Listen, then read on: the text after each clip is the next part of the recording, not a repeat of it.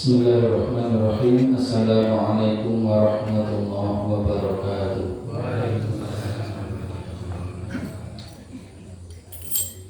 Innal hamdalillah nahmaduhu wa nasta'inuhu wa nastaghfiruhu wa na'udzu billahi min shururi anfusina wa sayyiati a'malina.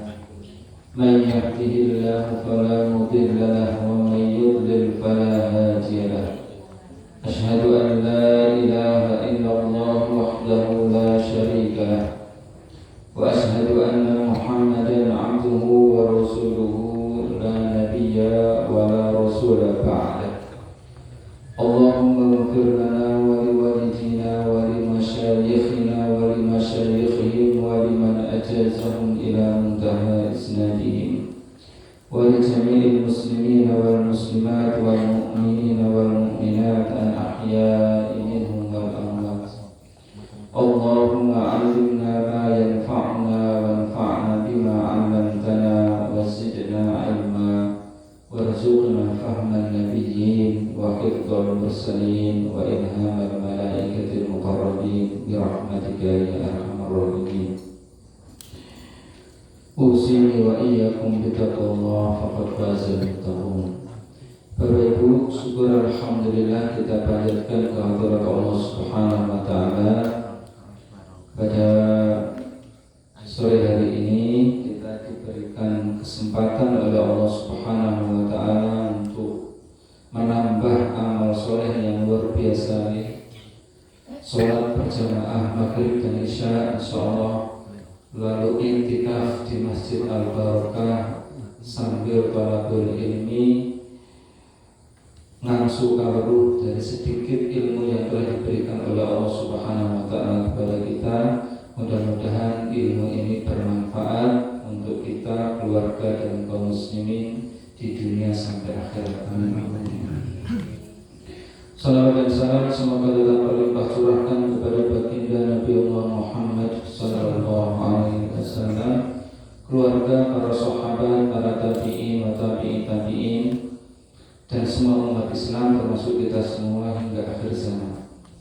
Bapak Ibu, bab keempat ini masih melanjutkan bab yang kemarin ya, tentang dilarangnya kita taklid dalam persoalan akidah dan wajib menggunakan akal, wajib berpikir untuk sampai kepada keimanan.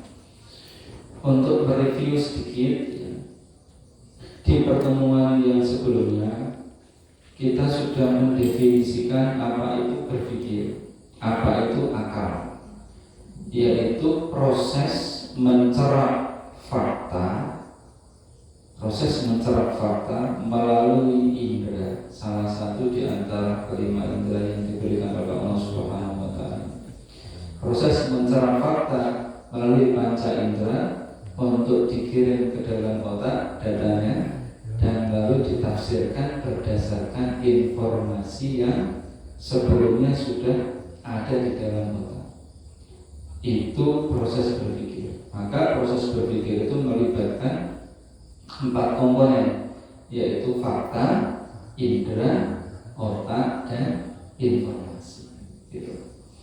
Nah, sekarang ketika kita diharuskan untuk berpikir agar sampai kepada keimanan dan dilarang untuk taklid dalam persoalan akidah, bagaimanakah perincian kita umat Islam ini agar sampai kepada keimanan? Bagaimana proses berpikirnya? Bagaimana thoriqul iman itu, jalan menuju keimanan itu bagaimana? Misalnya, kalau ada yang tanya, kenapa Anda beriman kepada Allah padahal Allah tidak kelihatan? Kenapa beriman kepada Nabi Muhammad padahal tidak pernah ketemu Nabi Muhammad? Kenapa beriman pada malaikat padahal tidak pernah bertemu malaikat? Kenapa beriman pada surga, neraka dan berbagai kenikmatan dan siksa di masing-masingnya padahal belum pernah ke akhirat? Terus jawabnya, gitu ya. Atau misalnya pertanyaan seperti ini, kenapa memilih Islam? Bukankah di Indonesia ini banyak agama-agama yang memilih Kristen, Buddha, Hindu, Konghucu atau apa gitu, agama yang lain, atau kenapa memilih menyembah Tuhan, kenapa tidak jadi ateis misalnya, ini kan harus dijawab. Ini kan harus dijawab. Kalau orang itu tidak mampu menjawab pertanyaan-pertanyaan tadi secara rasional, berarti keimanan itu belum dibangun di atas landasan berpikir. Gitu kan? Berarti belum bisa menjelaskan secara rasional, itu kan berarti belum menggunakan secara maksimal ya, kemampuan berpikirnya itu untuk sampai kepada keyakinan tadi. Nah, itu yang hari ini akan kita bahas ya. Mudah-mudahan setelah ini nanti kita betul-betul mencapai derajat tasdik jazim, gitu. Keyakinan yang pasti, pembenaran yang pasti terhadap akidah Islam, terhadap iman Islam, gitu. Tidak sekedar ikut-ikutan. Nah, biasanya kalau di kampus ya, ketika pertama kali ketemu mahasiswa, biasanya materi ini yang saya sampaikan, apapun mata kuliahnya. Jadi supaya memastikan anak-anak kami itu imannya itu iman yang kokoh, tidak ikut-ikutan. Ya, Bapak Ibu. Al-Babur Rabi, yang bab keempat, monggo yang membawa bukunya dibuka bab keempat.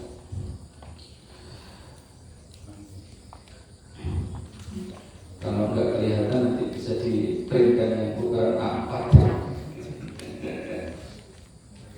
yang sudah sepuh-sepuh. Bismillahirrahmanirrahim. Al-aqilu yusaddiqu tasdiqan jazima bi an la ilaha illallah. Jadi orang yang menggunakan akalnya, orang yang berpikir, niscaya kalau berpikir itu benar ya, niscaya akan membenarkan dengan pembenaran yang pasti, tidak ada keraguan bahwasanya la ilaha illallah, tidak ada ilah kecuali Allah.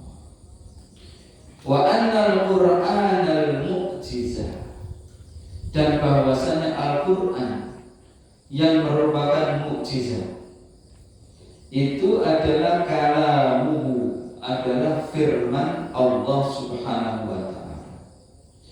Wa Muhammadan sallallahu alaihi wasallam alladzi jaa'a bihi, dan bahwasanya Muhammad sallallahu alaihi wasallam yang datang dengan membawa Al-Qur'an yang merupakan mukjizat tadi, huwa abduhu wa rasuluhu, adalah hamba dan rasul Allah. Wa anna ma akhbarana Allahu bihi wa rasuluhu, dan bahwasanya apa saja yang dikabarkan oleh Allah, diberitakan oleh Allah kepada kita, wa rasuluhu, dan juga oleh rasulnya, al-qat'iyyah thubut, al-qat'iyyah dalalah. Yang kabar tadi itu bersifat qat'i thubut dan qat'i dalalah. Nanti kami jelaskan apa itu qat'i thubut dan qat'i dalalah. Minal mughayyabat, berupa perkara-perkara gaib, kulluhu haq, semuanya itu adalah hak, pasti benar. Nah, di antara rukun iman yang 6 itu, iman kepada Allah, iman kepada malaikat, iman kepada kitab, iman kitab-kitab ya, bukan hanya kitab Al-Quran tapi kitab-kitab, iman kepada para rasul, iman kepada hari akhir, dan iman kepada Al-Qadar wal Qadar. Itu kan harus diyakini semua, tidak boleh ada satupun yang kita ragu. Nah, sementara keenam rukun iman itu tidak semuanya tampak di depan kita, gitu kan? Tidak semuanya tampak. Nah, bagaimana kemudian meyakini? Kan kita kemarin begini, tidak akan bisa proses berpikir itu berjalan ketika indera kita tidak bisa menjangkau objek tersebut, gitu kan? Atau di benak kita tidak ada informasi tentang objek itu. Nah, Terus bagaimana ini? Gini. Pertama adalah iman kepada Allah Subhanahu wa taala. Perlu kita ketahui yang dituntut untuk diimani, ya, yang dituntut untuk diimani kepada kita itu adalah iman bahwa Allah Subhanahu wa taala itu ada. Tanpa harus meyakini zatnya seperti apa. Paham ya? Yang dituntut kepada kita oleh Islam itu hanya meyakini bahwa Allah Subhanahu wa taala itu ada, dialah yang menciptakan langit, bumi dan segala isinya ini dan mengatur semuanya, termasuk menciptakan, mengendalikan, memberi rezeki manusia. Dan itu sehingga tidak perlu melihat wujud Allah Subhanahu wa taala itu seperti apa, zat Allah seperti apa. Tidak perlu, karena yang diminta hanyalah meyakini bahwa Allah Subhanahu wa taala itu meyakini wujudullah, meyakini keberadaan Allah Subhanahu wa taala di balik alam semesta manusia dan kehidupan ini. Seperti misalnya keyakinan kita akan adanya ruh di dalam tubuh kita ini. Kita meyakini adanya ruh di dalam tubuh kita meskipun kita tidak pernah melihat wujud ruh itu seperti apa, terbuat dari apa, juga enggak ngerti. Nah, begini. Untuk meyakini bahwa Allah Subhanahu wa taala itu ada, bukti-buktinya itu bisa diindra. Bukti-bukti adanya Allah Subhanahu wa taala itu bisa diindra. Apa saja yang bisa kita indra itu adalah bukti adanya Allah Subhanahu wa taala. Ya manusia, ya alam semesta, ya kehidupan di dalamnya. Ketiga hal ini, ya, al-insan wal haya wal kaun, ya, manusia, kehidupan dan alam semesta. Ini adalah bukti nyata adanya Allah Subhanahu wa taala. Mengapa? Karena begini Bapak Ibu. Ketiga hal ini tadi, manusia, kehidupan, alam semesta itu, ketika kita perhatikan, bersifat terbatas. Ya betul. Bergantung kepada sesuatu. Manusia itu bergantung kepada sesuatu, tidak bisa berdiri sendiri, hidup tanpa yang lain itu kan tidak bisa. Dia bergantung kepada oksigen untuk hidup, bergantung kepada air untuk hidup, kan? Bergantung kepada makanan untuk hidup. Coba nggak ada oksigen, nggak ada air, nggak ada makanan, bisa nggak meneruskan kehidupannya? Nggak bisa. Begitu pun pula alam semesta ini, satu persatunya itu bersifat terbatas. Demikian pula kehidupan yang ada pada diri saya, kehidupan yang ada pada diri panjenengan, semuanya terbatas. Ada akhirnya dan hanya mempengaruhi panjenengan masing-masing, pribadi masing-masing. Ketika salah satu di antara kita meninggal, yang lain kan tidak ikut meninggal, nah, itu menunjukkan bahwa kehidupan itu juga terbatas pada masing-masing individu. Nah, sesuatu yang terbatas itu tidak mungkin ada tanpa sebab. Untuk melanjutkan keberadaannya saja dia bergantung kepada yang lain, maka untuk menjadi ada dari yang tidak ada pada asalnya itu pasti membutuhkan sebab, membutuhkan sesuatu. Nah, gitu. Maka alam semesta ini yang isinya benda-benda terbatas, matahari terbatas, bulan terbatas, gitu, ya, galaksi Bima Sakti kita ini terbatas. Kok tahu terbatas? Nah, matahari seandainya itu nggak ada kalau bahasa astrofisikanya itu seandainya, ya, di galaksi Bima Sakti ini, ya, pusat galaksi black hole kita namanya apa? Sagittarius A namanya. Sagittarius A itu benda yang sangat besar, punya daya magnetis yang sangat kuat, ya, black hole. Benda-benda yang dekat-dekat dia bisa disedot, ya, bisa disedot. Bahkan cahaya pun bisa disedot, black hole. Hanya saja para ahli astrofisika itu sudah mengukur daya magnetnya, itu sudah diukur, dan juga sudah diukur bintang-bintang yang beredar di galaksi Bima saat ini, ya, termasuk matahari di antaranya.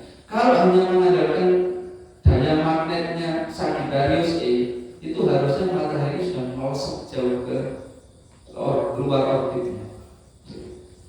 Nah, disitulah para ahli, para ilmuwan itu meyakini adanya benda tertentu yang memang belum bisa dilihat sampai hari ini, tapi nyata ada yang bisa menjadikan matahari tetap di garis edarnya ini. Mereka namakan itu dark matter. Dark matter, benda yang masih gelap tapi jelas ada. Jelas ada. Nah, itu jadi keberadaan matahari di situ ya bergantung kepada adanya dark matter yang belum diketahui oleh para ilmuwan, disebut dark matter. Nanti ada juga disebut dark energy, energi gelap yang ilmuwan juga belum bisa menjelaskannya, tapi jelas ada. Nah, gitu. Jadi untuk sesuatu itu bisa diyakini keberadaannya memang nggak harus bisa dilihat, nggak harus bisa diobservasi, tapi cukup dilihat dampaknya apa. Ada indikator. Demikian pula kita meyakini adanya Allah Subhanahu wa Ta'ala. Tidak mungkin alam semesta ini ada, wujud ada di sini, gitu, ya. Teratur sedemikian rupa tanpa ada sebab, tanpa ada yang mengendalikan, tanpa ada yang mengontrol. Terus, gitu. Misalnya HP kita ini saja, HP kita itu kita tidak pernah lihat pabriknya, tidak pernah lihat siapa yang buat. Tapi kok kenapa kita yakin bahwa ini ada yang membuat? Apa buktinya? Ya HP ini buktinya. Adanya benda bernama HP ini menunjukkan ada sebab dia itu berbentuk seperti itu, berfungsi seperti itu. Ada yang mendesain. Nah, begitu. Nah, disinilah kita sampai kepada kesimpulan ketika kita mencermati alam semesta manusia dan hidup ini, semuanya itu terbatas. Dan ini perintah Al-Quran untuk memperhatikan baik diri sendiri maupun alam sekitar kita. Kita akan sampai kepada ini. Misalnya, wa fi anfusikum afala tubsirun. Dan pada diri kalian, apakah kalian tidak memperhatikan? Itu maksudnya diminta memperhatikan agar sampai kepada keyakinan bahwa manusia itu diciptakan. Pasti akan sampai kepada keimanan kalau beneran berpikir.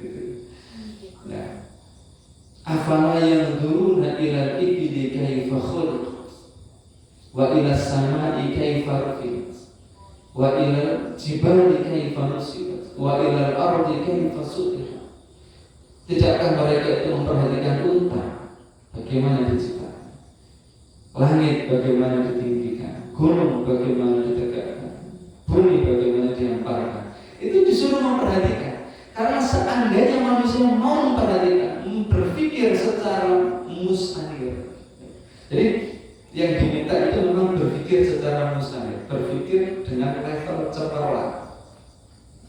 Jadi ngerti loh, berpikir itu ada levelingnya, level dangkal, level mendalam, level cemerlang. Yang bisa mengantarkan seseorang kepada keimanan itu adalah berpikir level cemerlang.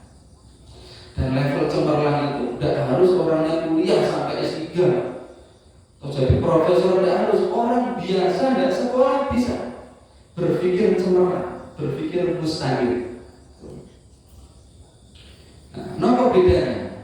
Ya.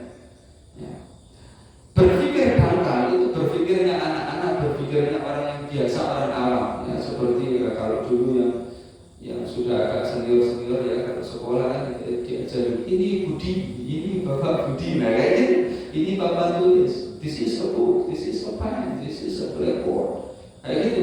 Itu berpikir dangkal, berpikirnya anak-anak, berpikirnya orang awam.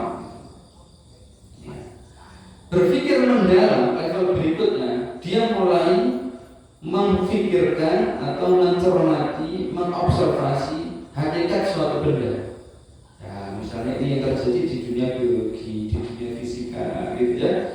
Betul-betul diperhatikan daun ini, ya bukan sekedar ini daun, tapi daun ini kandungannya apa? Ada unsur-unsur apa saja di situ. Pohon itu kandungannya apa? Sistem pencernaan manusia itu seperti apa? Sistem reproduksi hewan bagaimana? Itu dicermati, itu berpikir mendalam. Nah, gitu ya, menghasilkan para ilmuwan, menghasilkan para peneliti berpikir mendalam. Nah, yang bisa mengantarkan kepada keimanan itu berpikir cemerlang, berpikir mustahil. Itu berpikir yang sampai kepada pertanyaan apa yang menyebabkan sesuatu itu ada. Nah, itu berpikir cemerlang. Ya, apa yang menyebabkan benda ini ada dari yang awalnya tidak ada. Kalau dia berpikirnya sampai itu, maka itu namanya berpikir cemerlang. Itu berpikir mustahil. Dan insya Allah akan sampai kepada keimanan. Kenapa banyak ilmuwan yang tidak beriman? Itu karena hanya sampai berpikir mendalam. Wow, paham betul bagaimana bulan bintang dari matahari, paham betul. Tapi tidak pernah bertanya apa yang menyebabkan matahari ini ada, apa yang menyebabkan alam semesta ini ada. Padahal kan usia alam semesta baru sekitar 13,6 miliar tahun yang lalu, belum lama. Dari 15 miliar tahun yang lalu, 20 miliar tahun yang lalu. Apa gitu kan? Apa? Before the universe ini, sebelum alam semesta kita. Kan harusnya berpikir sampai ke sana. Kok lorong-lorong ada? Ini kan pasti ada sebab gitu kan? Karena tidak mungkin kekosongan menghasilkan sesuatu yang wujud. Nah, pasti akan sampai di situlah ya. Kita akan sampai pada kesimpulan bahwa la ilaha illallah, tidak ada ilah kecuali Allah Subhanahu wa ta'ala. Dan begini, ilah itu beda dengan al-khaliq. Ilah itu al-ma'bud. Maksud dari ilah itu al-ma'bud, sesuatu yang disembah. La ilaha illallah itu maksudnya tidak ada yang layak disembah kecuali Allah, gitu. Bukan gini, tidak ada khaliq kecuali Allah. Tidak, bukan itu maksudnya. La ilaha illallah itu tidak bukan pengakuan akan kepenciptaannya, bukan, tetapi pengakuan bahwa Allah itu satu-satunya zat yang layak disembah, yang layak ditaati perintahnya, yang harus dijauhi larangan-larangannya. Itu maksud dari la ilaha illallah. Kalau hanya beriman atau meyakini bahwa ya alam semesta ini diciptakan oleh Allah, itu belum sampai la ilaha illallah. Ya memang itu awalnya kita meyakini bahwa Allah Subhanahu wa ta'ala ini zat yang menciptakan alam semesta ini. Tapi pada akhirnya harus sampai kita tidak boleh menyembah kepada sesama makhluk, kita harus menyembahnya hanya kepada Allah. Ya, la ilaha illallah itu di situ. Oke. Sampai sini ada pertanyaan? Monggo yang masih ragu bahwasanya tidak ada ilah kecuali Allah Subhanahu wa ta'ala. Sudah yakin semua ya? Alhamdulillah. Tidak ada ilah kecuali Allah Subhanahu wa ta'ala. Loh kenapa kok ilah itu cuma satu? Kenapa tidak banyak? Di agama yang lain hanya banyak. Gitu ya? Gini Pak, ibu-ibu ya. Sesuatu yang tadi itu terbatas, itu menunjukkan dia bergantung kepada sesuatu yang lain. Sesuatu yang terbatas itu cirinya makhluk, sanes cirinya al-khaliq. Kalau sesuatu itu terbatas berarti dia ini bukan al-khaliq tapi makhluk.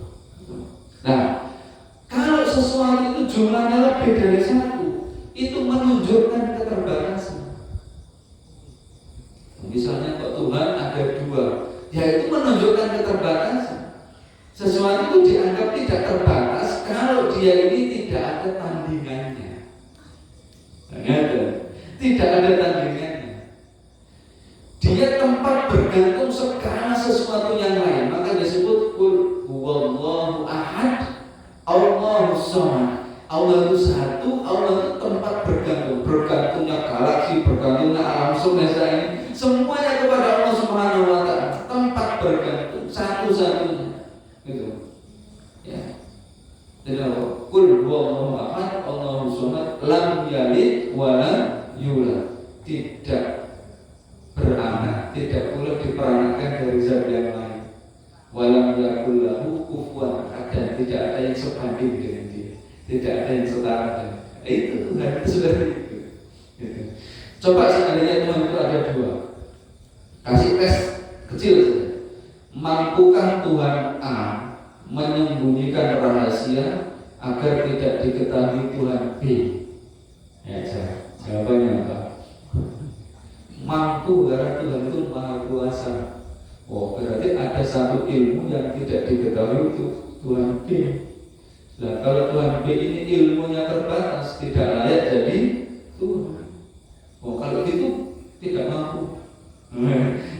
Kalau gitu tidak mampu menyimpan rahasia tadi. Kalau tidak mampu berarti kemampuannya terbatas, tidak layak jadi Tuhan. Maka tidak mungkin Tuhan itu ada lebih dari satu, tidak mungkin. Karena kalau lebih dari satu itu menunjukkan keterbatasan, dan terbatas itu bukan sifatnya al-khaliq, melainkan sifatnya makhluk.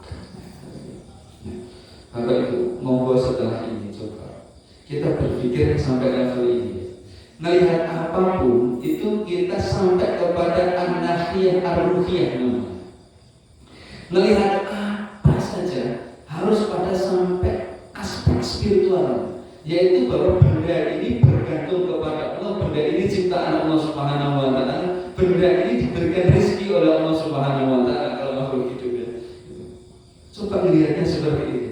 Kita lihat gunung, oh ciptaan Allah, masalah Allah menciptakan ini, beserta pohon-pohon yang ada di sana, beserta hewan-hewan yang ada di sana, semuanya ciptaan Allah. Melihat langit seperti itu, melihat bulan seperti itu, matahari seperti itu, melihat saudara-saudara kita, ya Allah ini manusia ciptaan Allah Subhanahu wa Ta'ala, istri kita ini ciptaan Allah Subhanahu wa Ta'ala, anak-anak kita itu ciptaan Allah Subhanahu wa Ta'ala.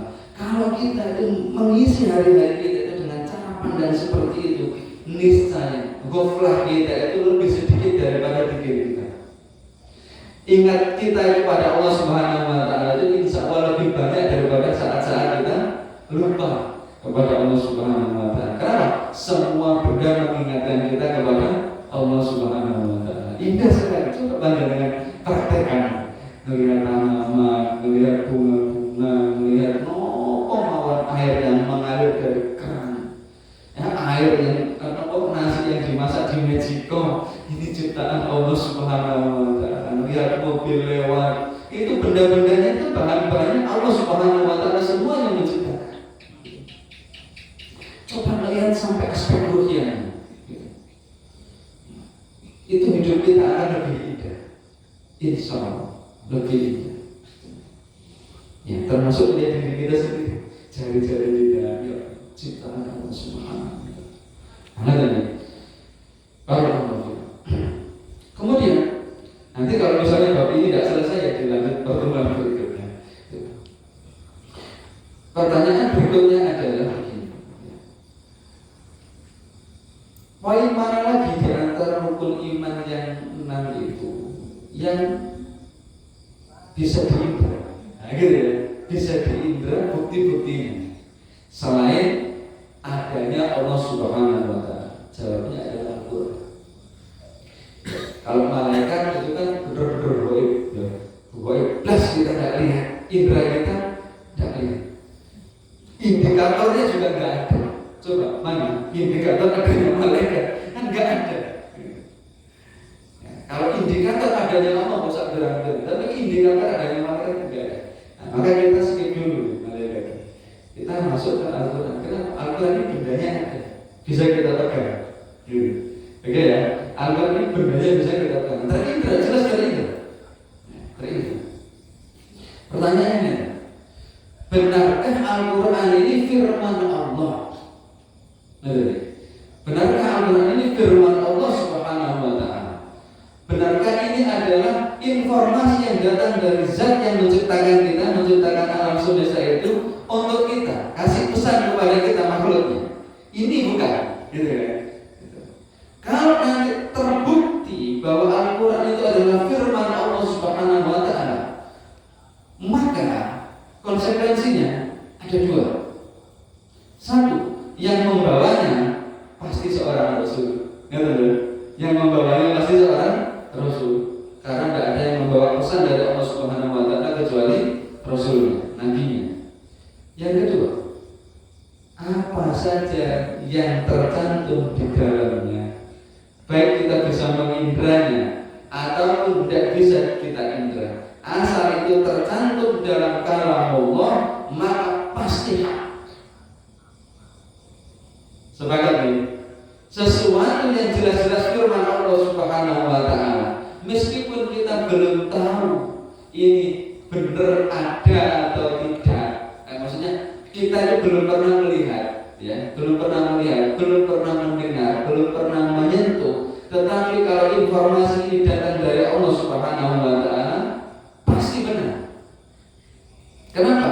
Yang menginformasikan adalah zat yang menciptakan kita, menciptakan alam semesta, yang pengetahuan yang tidak ada batasnya, kekuasaan yang tidak ada batasnya. Maka di sini sangat krusial. Bagaimana kita membangun keimanan kita kepada Al-Quran? Coba kalau ditanya begitu, apa buktinya Al-Quran ini firman Allah Subhanahu wa Ta'ala? Apa kira-kira jawabnya?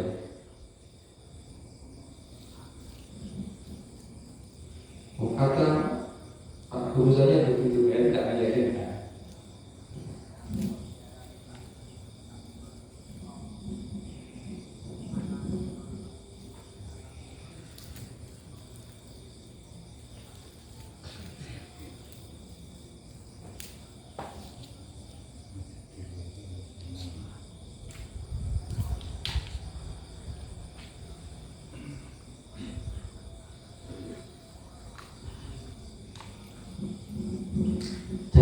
Kira-kira apa buktinya?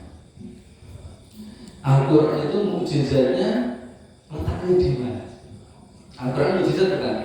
Mukjizatnya Rasulullah SAW yang bisa kita indra sampai sekarang.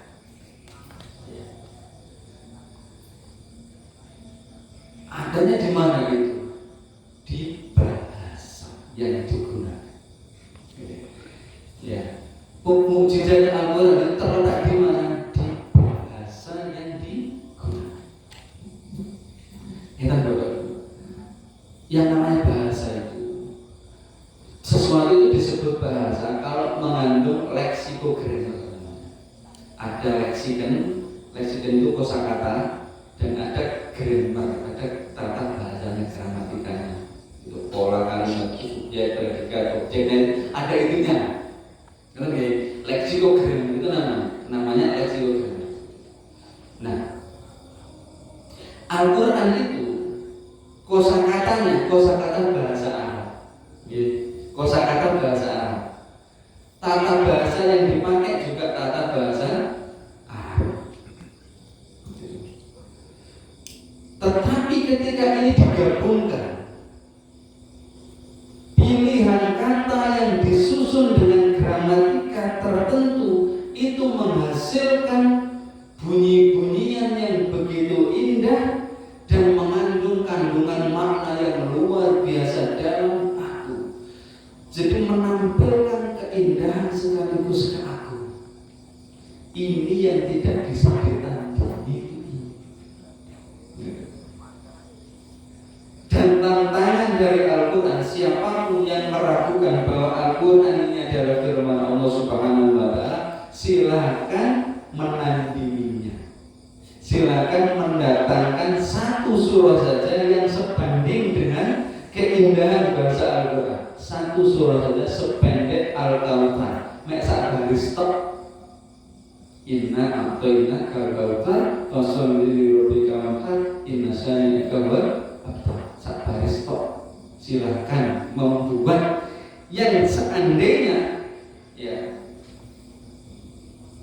itu dilakukan, ya, niscaya tidak akan mampu.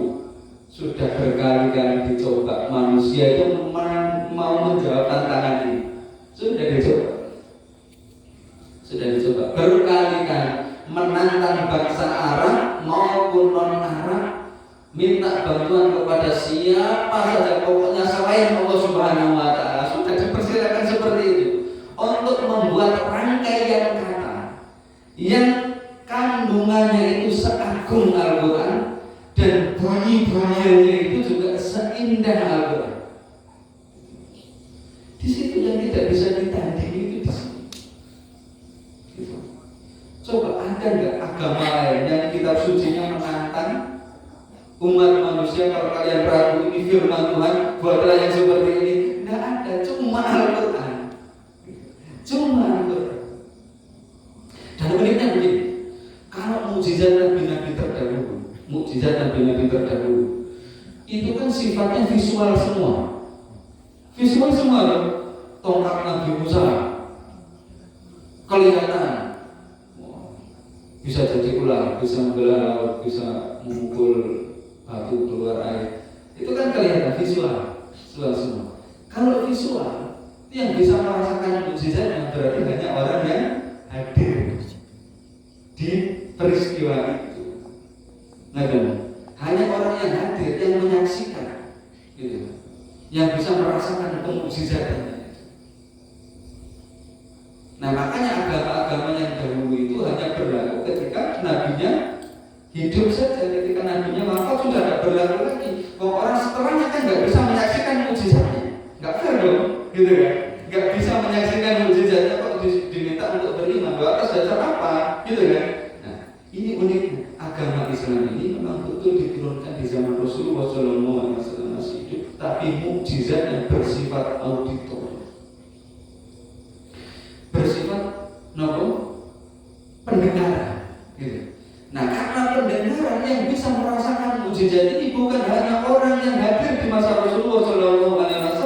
Kenapa? Apa yang dulu dibacakan Rasulullah itu bisa dibacakan kepada generasi berikutnya sampai nanti hari kiamat orang bisa merasakan mukjizat Al-Quran. Bunyi-bunyian seindah itu dengan kandungan makna yang luar biasa, tidak pernah bertentangan dengan ilmu pengetahuan. Betapa indah mukjizat ini. Nah, kalau kita menyadari betapa Al-Quran itu seperti ini, bahwa kita itu takdim kepada Al-Quran. Yang ketika dibacakan dia, gitu kan? Ini mana begitu?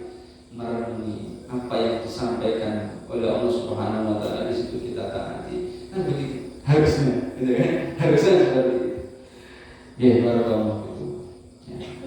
Nah, demikian ya. Jadi Al-Quran itu menantang. Nanti kalau dibaca isi bab ini akan ketemu ayatnya. Bagaimana Allah Subhanahu wa Ta'ala menantang manusia untuk mendatangkan yang seperti Al-Quran. Itu sama seperti nabi-nabi sebelumnya. Coba tukang sihir bisa nggak menandingi ularnya Nabi Musa? Kan sama seperti itu. Tidak bisa. Mereka tahu ini bukan sihir. Nah, ketika Al-Quran itu terbukti firman Allah Subhanahu wa Ta'ala, maka tadi kalau yang membawanya pasti Rasulullah, gitu. Nah, konsekuensinya apa yang ada di dalam Al-Quran maupun apa yang disabdakan oleh Rasulullah berupa hadis, maka isinya benar, asal betul-betul terbukti dari beliau. Kan gitu kan? Nah, itu yang dinamakan qat'i thubut, qat'i dalal. Qat'i thubut ini bisa dipastikan secara sumbernya memang betul dari Allah dan Rasulnya. Secara dalalah penunjukannya itu tidak ada ambigu, gitu. Tidak ada ambigu. Nah, kalau masih ada ambigunya itu tidak meyakinkan. Nah, yang dipakai sebagai dalil akidah itu adalah dalil yang qat'i thubut, qat'i dalalah. Itu pasti sumbernya dari Allah dan Rasulnya. Ya, hadisnya bukan sekedar hadis hasan, tapi sampai hadis mutawatir. Ya, kita kan itu bukan sekedar hadis yang meragukan. Ya hadis, tapi kan belum tentu dari Rasulullah karena perawinya ini kualitasnya ya nggak terlalu meyakinkan atau jumlahnya nggak terlalu banyak, agak meragukan, ada potensi khilaf. Tapi kalau hadis mutawatir itu diriwayatkan oleh begitu banyak orang, lafadznya sama semua. Padahal perawinya ada di berbagai tempat negeri yang jauh-jauh. Kok lafadznya sama? Ini berarti hak dari Rasulullah SAW. Itu namanya itu. Nah, Al-Quran dan hadis itu mengabarkan perkara-perkara gaib. Malaikat gaib, nabi-nabi terdahulu gaib, kitab-kitab terdahulu gaib, surga neraka gaib. Tapi kita diminta untuk mengimaninya.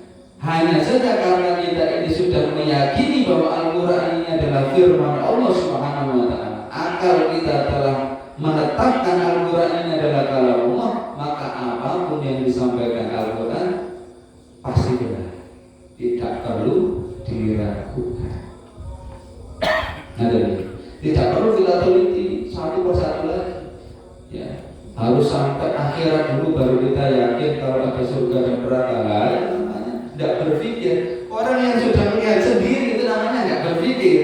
Coba misalnya, Pak Nadri itu di depannya itu ada segelas air enggak? Ya ada. Nah, karena sudah melihat sendiri namanya nggak berpikir, Pak. Nggak berpikir. Orang berpikir itu kalau barangnya itu tadi ya agak tersembunyi begitu, tapi melihat indikator-indikator orang menunjukkan ya itu berpikir. Islam itu menghendaki kita ini beriman dengan cara berpikir. Gitu. Nah kalau harus melihat dulu baru percaya, ya kan? Di mana tesnya itu, ujiannya di mana? Gitu. Ya kalau gitu ya beriman semua orang. Nah, mana yang beriman, mana yang enggak, itu diujinya di sini. Gitu. Ada ya. Jangan nunggu mati baru percaya. Oh iya, tiba mau malaikat karena tahu taklis. Allahu Akbar.